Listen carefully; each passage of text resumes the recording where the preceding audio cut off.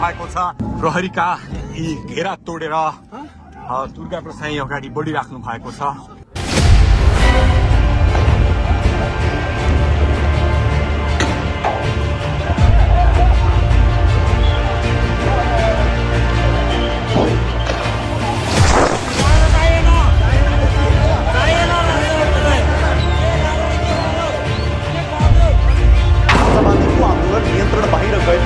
सेना मैदानमा उत्रियो। आन्दोलनका क्रममा 2 जनाको मृत्यु, 1 जना पत्रकार भएको पुष्टि। माधव नेपालको घरमै पुगेर ढुङ्गामुढा, एमालेको पार्टी कार्यालय पनि जलाउने धम्की। प्रदर्शनकारीद्वारा प्रहरीको बन्दुक खोसियो। आन्दोलनकारी भन्दा बढी प्रहरी घाइते। 1 हप्तामा सत्ता छोड्न चेतावनी। सरकारद्वारा तोडफोडको जिम्मेवार पूर्व राजा भएको ठहर। भाटभटेनीका महँगा रक्सी र मदिरा लुटपाट। हवाई उडान समेत प्रभावित हुँदा उडान आकाशमै होल्ड। देखियो बङ्गलादेश र श्रीलङ्का हुने सङ्केत।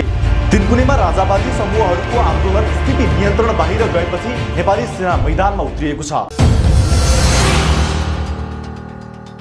देश विकास गर्ने यही सबभन्दा राम्रो तरिका रहेछ। काम गरेर खानेलाई रोड ब्लक गर्ने, सडक आन्दोलन गर्ने, अनइम्प्लोइड युवाहरूलाई रोडमा यसरी लिएर आउने। हामी नेपाली केका लागि बाँचेका छौँ र आफू को बिर्सिदिने अनि रमिता हेर्न रोडमा निस्किने। कहिले त्यही पार्टी राम्रो भन्ने, कहिले नराम्रो भन्ने, मासुभात पड्काउने। केही भयो भने विदेश जाने अनि यति बोल्न पाएको पनि हाम्रो पार्टीले गर्दा भन्ने। नेपाली हो नि।